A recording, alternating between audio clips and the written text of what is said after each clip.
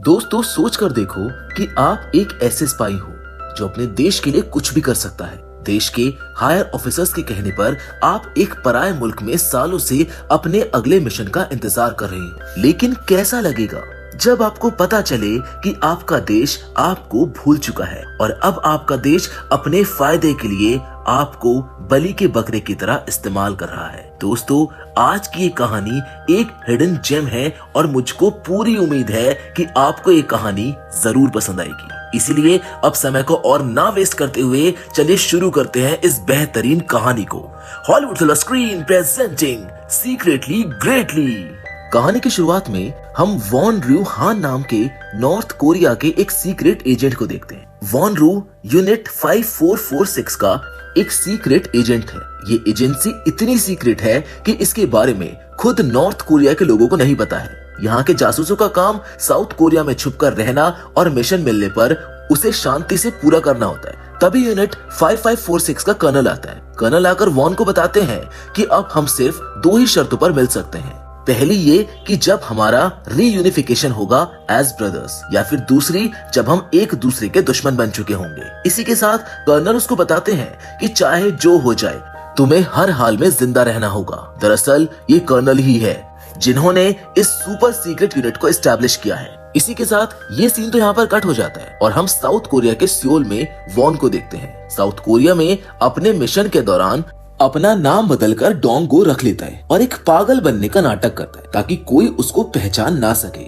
उधर ही हम इसी मोहल्ले में रहने वाले 2 बच्चों को देखते हैं जो अपने मजे के लिए डोंगो को परेशान करते रहते हैं। हालांकि वो इतना खतरनाक सोल्जर है कि एक ही झटके में किसी भी आम इंसान को खत्म कर सकता है। कहानी को आगे आसान रखने के लिए हम वॉन्ग को डोंगो नाम से ही बुलाएंगे ताकि आपको मूवी समझने में आसानी हो। खैर कहीं ना कहीं डोंगो को भी इसमें मजा आता था क्योंकि इतने लंबे समय से यहाँ रहने की वजह से उसे भी यहाँ के लोगों से लगाव हो गया था। डोंगो इस शहर में एक बूढ़ी दादी के साथ रहता है जिनका एक बेटा भी है और आसपास के सभी लोग दादी को मार्केट ग्रानी के नाम से बुलाते। अब अगली सुबह हम देखते हैं कि डोंगो सीढ़ियों से उतरते वक्त नीचे गिर जाता है। दादी बाहर आकर उससे पूछती है कि तुम हर दिन नीचे कैसे गिर जाते हो, जिस पर डोंगो मुस्कुरा देता है क्योंकि डोंगो ने अपना एक रूटीन बना रखा था कि दिन में कम से कम 3 बार उसको ऊपर से नीचे गिरना है ताकि कोई उस पर शक ना करे और सब उसको एक पागल समझे। ग्रैनी की एक छोटी सी शॉप होती है जहाँ डोंगो काम करता है और इसके बदले में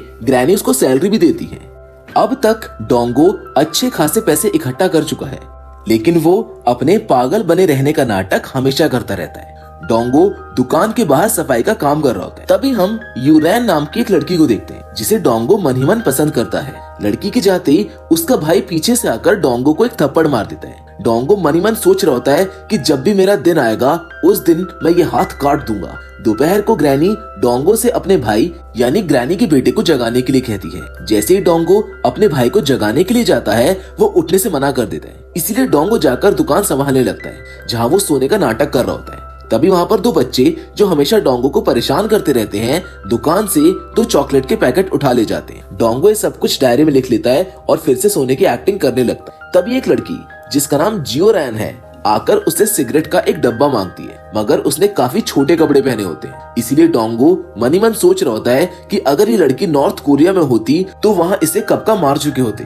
खैर तभी दुकान पर एक पोस्टमैन आता है। वो भी डोंगो की तरह ही नॉर्थ कोरिया का सीक्रेट एजेंट है। वो डोंगो से पूछता है कि तुम यहाँ कब से हो, जिसके जवाब में डोंगो उसको बताता है कि मैं पिछले 736 दिन से यहाँ पर हूँ। बात करते हुए डोंगो अपना पेजर चेक करता है मगर आज तक उसको कोई भी मिशन नहीं मिला है। वो हर पल इसी इंतजार में रहता है कि कब उसे उसका मिशन मिलेगा जिसके लिए उसको यहाँ पर भेजा गया है। रात को डोंगो जानबूझकर उन दोनों बच्चों के सामने रोड पर टॉयलेट कर देता है। ऐसा डोंगो हर 2 महीने में एक बार करता है ताकि लोग बिल्कुल ये मान ले कि वो एक पागल ही है। मगर ऐसा करते हुए उसे उसकी क्रश यानी यूरैन देख लेती है जिसकी अगली सुबह यूरैन डोंगो को इग्नोर करने लगती है। तभी यूरैन का भाई एक बार फिर से पीछे से आकर उसको थप्पड़ मार देता है। ये सब देखकर डोंगो का भाई उसको फाइट करना सिखाता है और उसे पंच करने के लिए कहता है मगर डोंगो ऐसा नहीं करता है क्योंकि उसका एक पंच भी बहुत खतरनाक होगा। जल्द ही ग्रैनी आकर डोंगो को डिलीवरी देने के लिए कहती है मगर तभी पोस्टमैन को गुजरता देखकर डोंगो पागलों के जैसे उसके पीछे भागने लगता है। पोस्टमैन एक खाली जगह पर पहुंचकर डोंगो को एक लिफाफा देते हुए कहता है कि तुम अपना मिशन जल्दी से खत्म करके नॉर्थ कोरिया वापस लौट जाना, और मुझको पता है कि तुम ये कर लोगे। घर पहुंचकर डोंगो अपने लिफाफे को खोलता है जिसमें उसकी माँ की एक पुरानी तस्वीर होती है।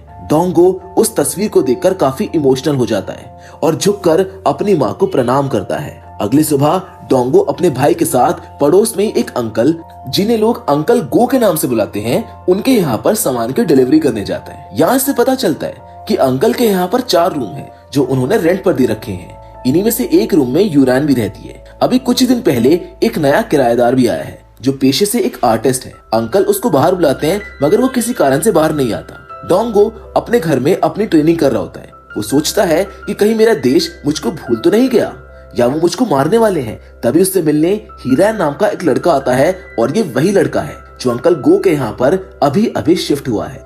हीरैन आते ही डोंगो पर हमला करना शुरू कर देता है। अब थोड़ी देर लड़ाई करने के बाद हीरैन डोंगो से कहता है कि तुम्हारी स्किल्स अभी भी खराब नहीं हुई हैं। दोनों बाहर जाकर आपस में बात करते हैं, जहाँ पर डोंगो से पूछता है कि तुम यहाँ पर क्यों आए हो, तुम तो कर्नल ली के बेटे हो। हीरैन उसको बताता है कि मैं नॉर्थ कोरिया में बोर हो रहा था, इसीलिए मेरे फादर ने मुझे मिशन पर यहाँ पर भेज दिया। मिशन सुनते ही डोंगो हैरान हो जाता है और उससे पूछता है कि तुम्हारा क्या मिशन है, मैं तो इतने दिनों से यहाँ पर हूँ, मुझको तो कोई मिशन नहीं मिला।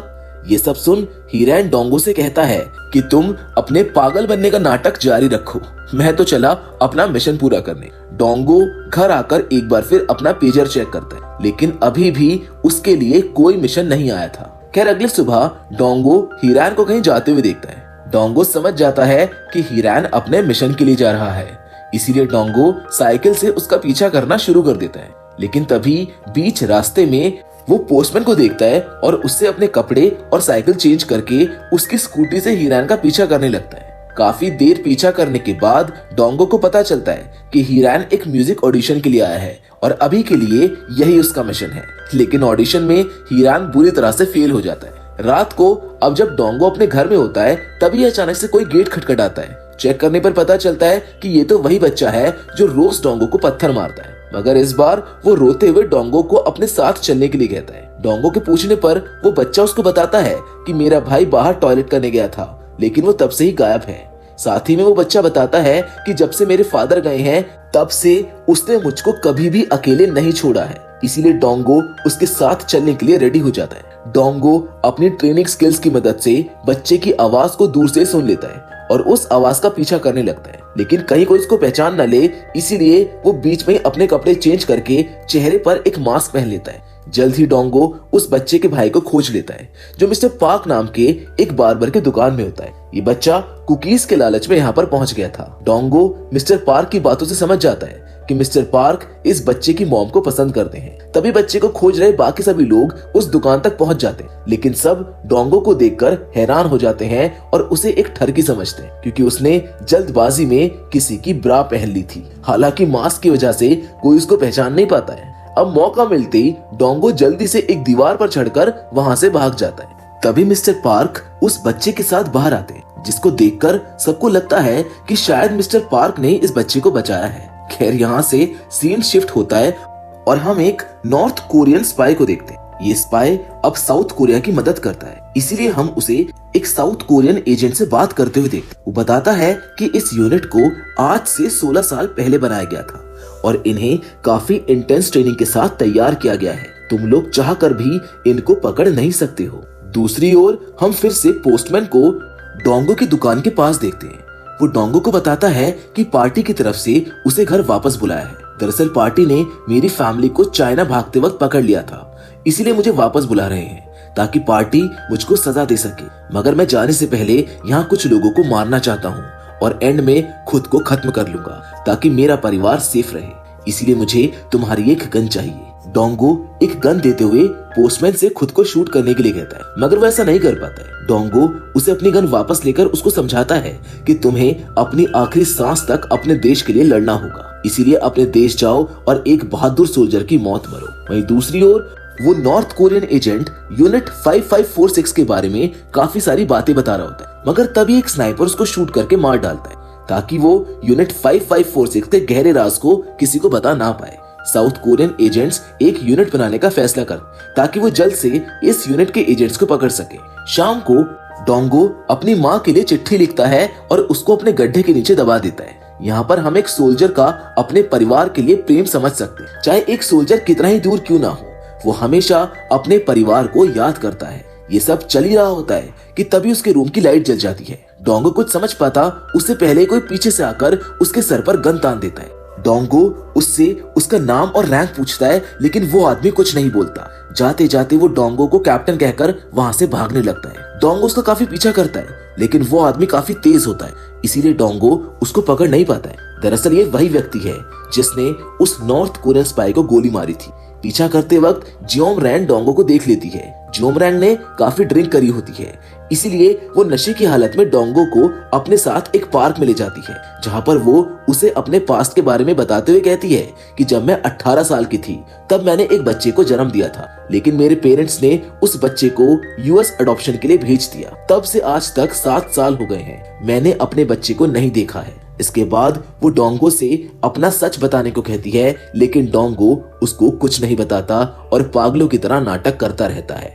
खैर, जब डोंगो जियोम रैन को लेकर उसके घर छोड़ने जा रहा होता है, तभी उसको रास्ते में हिरान मिलता है। डोंगो जियोम रैन को हिरान के पास छोड़कर उसे घर छोड़ने के लिए कहता है। तभी अचानक से जियोम रैन होश में आती है और हिरान के ऊपर उल्टी कर देती है। हिरान जैसे तैसे उसको घर छोड़कर अपने कपड़े बदलता है। इसके बाद हिरान वापस आकर डोंगो से कहता है कि मुझको तो लगता है कि हमारा देश हमको भूल गया है, जल्द ही वो हमको वापस बुलाएंगे और मार डालेंगे। जिस पर डोंगो कहता है कि अगर वो मेरी माँ का ध्यान रखते हैं तो मैं इसके लिए भी तैयार हूँ। जब डोंगो अपने घर के लिए जा रहा होता है, तभी एक स्ट्रीट में वो उसी लड़के को छुपे हुए देखता है जिसने डोंगो के ऊपर गन तानी थी। उधर हमको एक फ्लैशबैक दिखाया जाता है जिसमें इस लड़के के बारे में बताया जाता है जिसका नाम ली हा जिन है, और ये जब छोटा था तब डोंगो की ट्रेनिंग के दौरान ये उससे मिला था। डोंगो उसको आवाज लगाता है, लेकिन तब तक वो लड़का वहां से भाग जाता है। अगली सुबह डोंगो सोच ही रहा होता है कि एक ही एरिया में 2 नए रिक्रूटमेंट, लगता है कुछ गड़बड़ है। तभी यूरैन का भाई आ जाता है और डोंगो से अपने स्कूल के नए लड़के को मिलवाता है। ये कोई और नहीं बल्कि ली हा जिन ही होता है। तभी वहां से नया पोस्टमैन गुजरता है, जिसको देखकर डोंगो से पूछता है कि सैंगू कहाँ पर है, यानी कि पुराना पोस्टमैन। जिस पर वो जवाब देता है कि मुझे इस बारे में नहीं पता। रात के वक्त एक स्ट्रीट में डोंगो हायजिन से पूछता है कि क्या तुमने सैंगू को मार दिया है, जिस पर जवाब देते हुए वो लड़का बताता है कि नहीं, मैंने उसको नहीं मारा। पार्टी उसको जिंदा चाहती है, इसीलिए मैंने उसको भेज दिया है और मैं उसको रिप्लेस करूंगा, क्योंकि अब मैं वो छोटा बच्चा नहीं रहा हूँ। इनकी बातों के दौरान इन्हें स्ट्रीट में किसी की आवाज आती है, जिसको सुनकर डोंगो हायजिन को अपने साथ छुपा लेता है। छुपकर वो दोनों देखते हैं कि यूरैन का बॉस उसे परेशान कर रहा है, जिस पर डोंगो हायजिन से यूरैन की मदद करने के लिए कहता है, लेकिन हायजिन उससे ये कहते हुए मना कर देता है कि मैं इस लड़की को नहीं जानता हूँ। जिस पर डोंगो उसको समझाता है कि ऐसा करने से यहाँ के लोगों के साथ तुम्हारा रिलेशन अच्छा होगा। हायजिन मदद के लिए आगे बढ़ता है, लेकिन उससे पहले ही यूरैन का भाई आकर उसको बचा लेता है। जिसके कुछ देर बाद हम डोंगो और हायजिन को यूरैन के बॉस के साथ एक पार्क में देखते हैं, जहाँ डोंगो उसे ब्रा पहनाकर उसकी फोटोज क्लिक कर लेता है। साथ ही उसको समझाता है कि अगर तुमने यूरैन को जॉब से निकाला तो मैं ये फोटोज इंटरनेट पर वायरल कर दूंगा। अगली सुबह डोंगो, हिरान और हायजिन तीनों साथ में बैठकर बातें कर रहे होते हैं, जहाँ हिरान उसको बताता है कि पार्टी को इतनी जल्दी हायजिन को यहाँ पर नहीं भेजना चाहिए था, वो भी काफी छोटा है। जिस पर हायजिन अपने शरीर को गीला करके अपने घाव दिखाता है, जिससे वो दोनों समझ जाते हैं कि इस लड़के में दम है।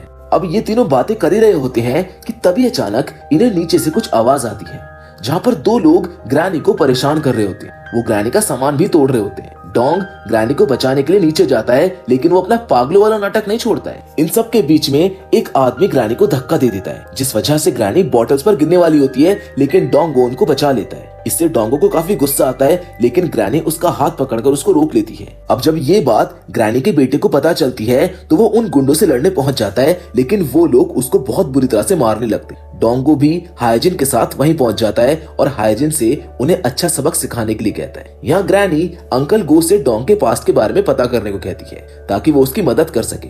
ये सभी लोग अंकल गो के यहाँ पर एक पार्टी कर रहे होते हैं। अब यहाँ से सीन बदलता है और हम नॉर्थ कोरियन ऑफिसर को देखते हैं, जो कर्नल ली से यूनिट 5446 को डिसमेंटल करने के लिए कहता है। कर्नल ली उनको समझाते हुए कहते हैं कि कम से कम उन्हें सम्मान की मौत तो दी जाए। जिसके बाद दोबारा हम अंकल गो को देखते हैं, जो डोंग को बताते हैं कि मैंने तुम्हारे पास्ट के बारे में पता करने की कोशिश की है, लेकिन मुझको कुछ नहीं मिला, मगर तुम घबराओ मत, मैं जल्द ही तुम्हारे घर वालों के बारे में पता कर लूंगा। जिसके कुछ दिनों बाद फाइनली डोंगो के पेजर पर उसका मिशन आता है। इस मिशन के मुताबिक साउथ कोरिया में मौजूद सभी नॉर्थ कोरियन जासूसों को सुसाइड करनी है। एक एक करके सभी स्पाई मरने लगते हैं। जल्द ही हायजिन डोंगो को खत्म करने के लिए आ जाता है, जहाँ पर वो उससे पूछता है कि क्या आप मौत से डरते हो, जिस पर डोंगो जवाब देते हुए कहता है कि जब तक पार्टी मेरी माँ का ध्यान रख रही है तब तक मुझको मौत से कोई डरा नहीं सकता है, मगर मरने से पहले मैं एक बार कर्नल ली से बात करना चाहूंगा। तभी हमको एक फ्लैशबैक दिखाया जाता है जिसमें हायजिन डोंगो के यूनिट में ज्वाइन होने के लिए कहता है। तभी डोंगो एक चाकू निकालकर हायजिन के पैर में गाड़ देता है और कहता है कि अगर इसको मैंने 1 इंच और आगे कर दिया तो तुम कभी चल नहीं पाओगे, लेकिन जब तुम इस दर्द को सहन करना सीख जाओगे तब मैं तुम्हें अपने यूनिट में ले लूंगा। अब बैक टू द प्रेजेंट, जहाँ हीरैन डोंगो से कहता है कि मैंने तुमसे बोला था कि वो हमको बस इस्तेमाल कर रहे हैं। इधर South Korean NIS team North Korean जासूसों की डेड बॉडीज को देख रही होती है, जहाँ उनको पता चलता है कि इन सब के अंदर एक ट्रैकर लगा हुआ है। NIS का टीम लीडर अपने सीनियर को सब रुकवाने के लिए कहता है। वो बताता है कि ये सब ब्रेन वॉश्ड है और काफी यंग है, लेकिन उसका सीनियर उसको बताता है कि ये हमारा काम नहीं है। वहीं दूसरी ओर 2 लोग हायजिन को मारने के लिए उसका पीछा कर रहे होते हैं। हायजिन उनको देख लेता है और उनकी जमकर धुलाई करता है। वहीं NIS का टीम लीडर डोंगो से मिलने आया होता है और उसको समझाता है कि वैसे तो तुम मेरे देश के दुश्मन हो, लेकिन मैं नहीं चाहता कि तुम मारे जाओ, इसीलिए जल्द से जल्द खुद को सरेंडर कर दो। जल्दी हायजिन भी वहां पर आ जाता है, जिसको देखकर टीम लीडर वहां से भागने लगता है। हायजिन भी उसका पीछा करता है, लेकिन जल्द ही NIS के लोग उसको घेर लेते हैं। डोंगो भी पीछा करता है, मगर तभी वहां पर वो पुराना पोस्टमैन आकर डोंगो को रोक लेता है। वो डोंगो को बताता है कि मैं नॉर्थ कोरिया नहीं गया, क्योंकि मैं जैसे ही वहां जाता वो लोग मुझको मार देते। उन्होंने मेरे परिवार को भी मार डाला। उधर NIS का टीम लीडर हायजिन का पेट कट करके उसे वो ट्रैकर दिखाते हैं जो नॉर्थ कोरिया ने उनकी बॉडी में प्लांट किया था। जल्द ही कर्नल ली अपने बचे हुए जासूसों को मारने के लिए साउथ कोरिया पहुंच जाते हैं। डोंगो मिस्टर पार्क से अपना हेयर कट करवाकर ग्रैनी से मिलने जाता है, जहाँ पर वो ग्रैनी को बताते हैं कि मैं वापस जा रहा हूँ जहाँ से मैं आया हूँ। ग्रैनी बड़े भारी मन से उससे कहती है कि ये तो अच्छी बात है, तुम अपना खाना खाना मत भूलना, मैंने तुम्हारे कपड़े साफ कर दिए हैं। जिसे वो एक सूट देते हुए कहती है कि जब तुम मुझको पहली बार मिले थे तब तुमने इसको पहन रखा था, मैंने एक पासबुक भी इसमें रख दी है, जब भी जरूरत लगे तब इन पैसों को निकाल लेना। ये सुन डोंगो मना करता है और ग्रैनी से कहता है कि ये पैसे आपको अपने बेटे के लिए रखने चाहिए। डोंगो को याद आता है कि जब वो पहली बार साउथ कोरिया आया था तब से ग्रैनी ने उसकी मदद करी है। डोंगो ग्रैनी से कहता है कि आपको ऑपरेशन करवा लेना चाहिए। अब डोंगो को जाता देखकर ग्रैनी काफी उदास हो जाती है और रोने लगती है। जल्द ही डोंगो अपने कपड़े पहनकर बाहर आता है और जियोम रैन को देखता है। वो जियोम रैन को देखकर उसको एक पर्ची देता है जिसमें उसके बेटे का पता होता है। साथ ही उसको सलाह देता है कि थोड़े अच्छे कपड़े पहना कर, जब तुम अपने बेटे से मिलकर वापस आ जाओ तो सिगरेट के सारे पैसे चुका दे। जल्द ही डोंगो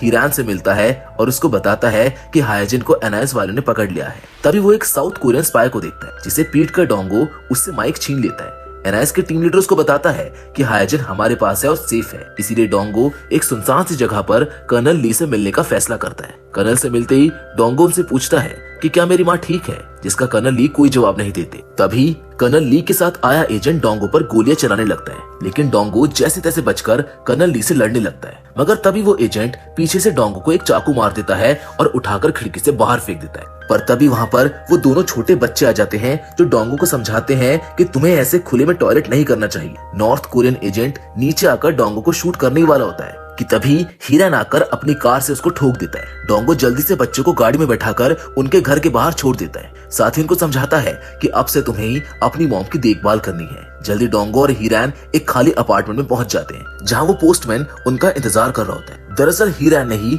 उसे गन्स लाने के लिए कहा था। जल्दी वो एक बैग हीरन को देता है, जिसे खोलने पर पता चलता है कि इसमें गन्स की जगह ब्रिक्स रखी हुई है। तभी वो पोस्टमैन खुद को इंट्रोड्यूस करता है और बताता है कि मेरा नाम यंगक है, मैं पॉलिटिकल फिलॉसफी का एक प्रोफेसर हूँ। ये सुनकर हीरन को याद आता है कि ये तो वही प्रोफेसर है जो शुरू से यूनिट 5446 के अगेंस्ट में था। इतना कहते ही वहाँ और भी कई सारे एजेंट्स आ जाते हैं, लेकिन डोंगो और हीरन मिलकर उनको बुरी तरह से मारने लगते हैं और टेरेस पर चले जाते हैं। तभी हीरन के मोबाइल पर एक मैसेज आता है कि तुम्हारा ऑडिशन क्लियर हो गया है। किस्मत कितनी अजीब चीज है, टेरेस पर कर्नल ली अपने लोगों के साथ उनको घेर लेते हैं। वहीं नीचे एनआईएस के लोग और पुलिस फोर्स भी इकट्ठा हो जाती है। कर्नल ली के एजेंट्स में से एक एजेंट हीरैन की मॉम की बेइज्जती करने लगता है, जिसको सुनकर हीरैन डोंगो से कहता है कि तुम सबको मार देना, बस इसको मेरे लिए छोड़ देना। डोंगो ऐसा ही करता है, उस एजेंट को पकड़कर हीरैन की तरफ फेंक देता है। डोंगो कर्नल ली से कहता है कि मैंने बस एक ही चीज मांगी थी कि मेरी माँ का ख्याल रखना, लेकिन तुमने वो भी नहीं किया। ये कहकर डोंगो एक एक करके सभी एजेंट्स को मार डालता है। इधर हीरैन भी उस एजेंट को मार देता है, लेकिन मरने से पहले वो एजेंट हीरैन को चाकू मार देता है। जल्द ही कर्नल ली और डोंगो के बीच लड़ाई होने लगती है। कर्नल ली डोंगो को बुरी तरह से घायल कर देते हैं। उधर पुलिस वाले भी अब ऊपर आ जाते हैं और इनमें से एक पुलिस वाला कर्नल को शूट कर देता है। ये पुलिस वाला हाइजिन होता है। कर्नल मरने से पहले एक ग्रेनेड का पिन निकाल देता है, जिसको देखकर हीरैन कर्नल को बॉम्ब के साथ लेकर टेरेस से नीचे कूद जाता है। जल्द ही बॉम्ब फटने की वजह से उन दोनों की मौत हो जाती है। तभी एनआईएस के टीम लीडर के पास बाकियों को गिरफ्तार करने का मैसेज आता है। पुलिस फोर्स आगे बढ़ती है, लेकिन हाइजिन उनके ऊपर गन पॉइंट कर देता है। उधर डोंगो ग्रैनी की दी हुई पासबुक को देखता है। पासबुक को देखकर डोंगो काफी दुखी होकर रोने लगता है। पुलिस फोर्स को आगे बढ़ता देख हाइजिन उन पर फायरिंग चालू कर देता है, जिसके बदले पुलिस फोर्स उसको शूट करने लगती है। लेकिन डोंगो हाइजिन के सामने आ जाता है और उसको भी गोली लग जाती है। कुछ देर के बाद दोनों टेरेस से नीचे गिर जाते हैं। नीचे गिरने के बाद डोंगो को याद आ रहा होता है कि एक दिन वो तीनों एक साथ बैठकर मस्ती कर रहे थे, जहां हाइजिन डोंगो से पूछता है कि आप अगले जन्म में क्या बनना चाहते हो, जिसके जवाब में डोंगो कहता है कि मैं बस एक आम इंसान बनना चाहता हूँ। हाइजिन कहता है कि मैं तो आपका पड़ोसी बनना चाहता हूँ। वहीं हीरैन बताता है कि मैं तो तुम दोनों के घर के बगल में एक मस्त लड़की बन के रहना चाहता हूँ। ये सीन यहीं पर कट हो जाता है। जिधर दूसरी ओर डोंगो के आसपास के सभी लोग उसको काफी याद करते हैं। ग्रैनी अपने बेटे जैसे डोंगो को याद करके काफी दुखी होती है। कुछ समय बाद वो उसी जगह पर जाती है जहाँ पर डोंगो उनको पहली बार मिला था। ग्रैनी ने वहाँ पर एक तस्वीर लगाई होती है, जिसमें ग्रैनी, उनका बेटा और डोंगो होते हैं। तस्वीर के पीछे ग्रैनी ने एक लाइन लिखी होती है कि डोंगो, अगर तुम जिंदा हो तो यहाँ पर एक लाइन लिख देना। जल्द ही ग्रैनी देखती है कि फोटो के पीछे एक लाइन लिखी है, माँ आप बीमार मत होना, जिसके साथ ये मूवी यहीं पर खत्म हो जाती है। मैं उम्मीद करता हूँ दोस्तों कि इस फिल्म की कहानी आपको पसंद आई होगी। बाकी फिलहाल आज के इस वीडियो में बस इतना ही।